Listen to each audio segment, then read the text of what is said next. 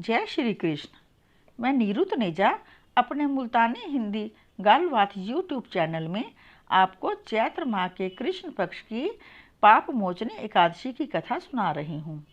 कथा को सुन के इसे अपनी जान पहचान वालों में शेयर भी करना और मेरे चैनल को सब्सक्राइब भी जरूर करना।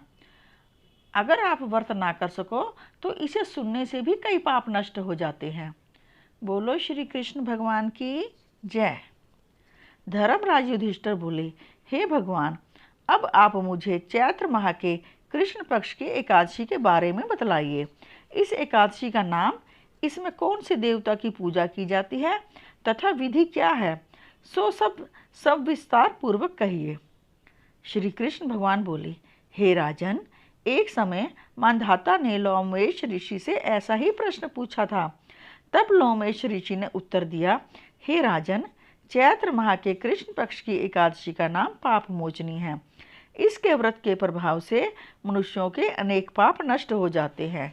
इसकी कथा इस प्रकार है।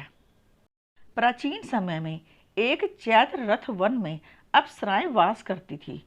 वहाँ हर समय बसंत रहता था। उस वन में एक मेधावी नामक मुनि तपस्या करते थे। वे शिव भक्त थे। एक दिन मंजू घोषा नामक एक अप्सरा उनको मोहित करने के लिए सितार बजाकर मधुर गाना गाने लगी। उस समय शिव के शत्रु कामदेव भी शिव भक्त मेधावी मुनि को जीतने के लिए तैयार हुए।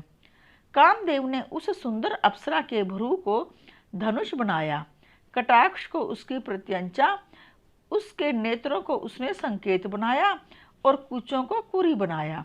उस मंजू घोषा अप्सरा को सेनापति बनाया। इस तरह कामदेव अपने शत्रु भक्त को जीतने को तैयार हुआ। इस समय मेधावी मुनि भी युवा तथा हष्टपुष्ट थे। उन्होंने यज्ञ उपवीत तथा दंड धारण कर रखा था। उन मुनि को देखकर मंजू घोषा ने धीरे धीरे मधुर वाणी से वीणा पर गाना शुरू किया। मेधावी मुनि भी मंजू घोषा के मधुर गान पर तथा उसके सौंदर्य पर मोहित हो गए। वह अप्सरा उन मुनि को कामदेव से पीड़ित जानकर आलिंगन करने लगी।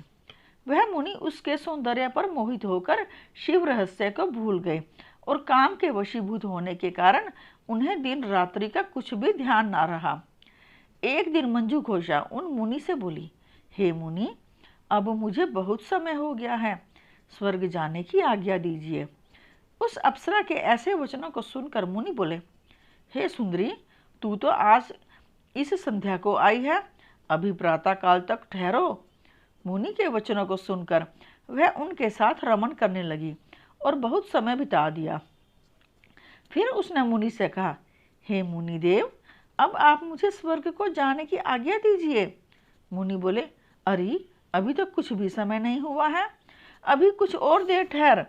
इस पर वह अप्सरा बोली, हे मुनि, आपकी रात्रि तो बहुत लंबी है, अब आप सोचिए कि मुझे आपके पास आए कितना समय हो गया।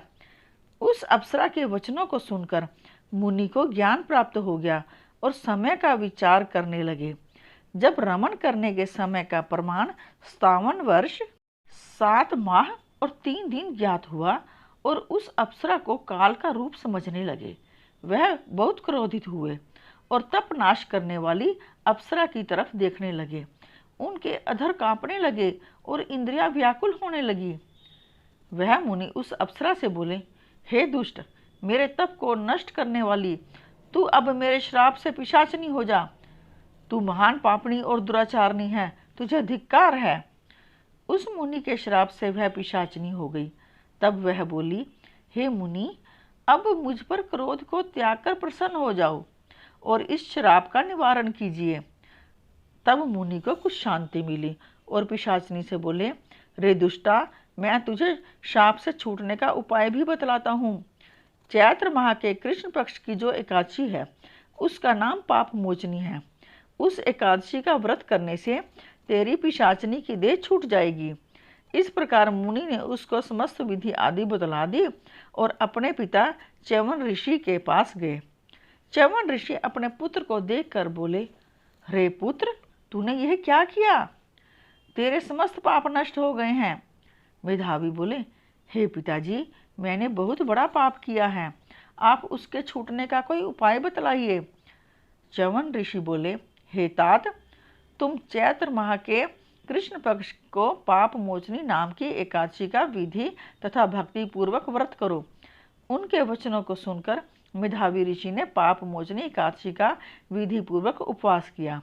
उसके प्रभाव से उनके समस्त पाप नष्ट हो गए। मंजू घोषा अप्सरा भी पाप मोचनी एकादशी का व्रत करने से पिशाचनी की देह से छूट गई और सुंदर रूप धारण करके स्वर्गलोक को चली गई।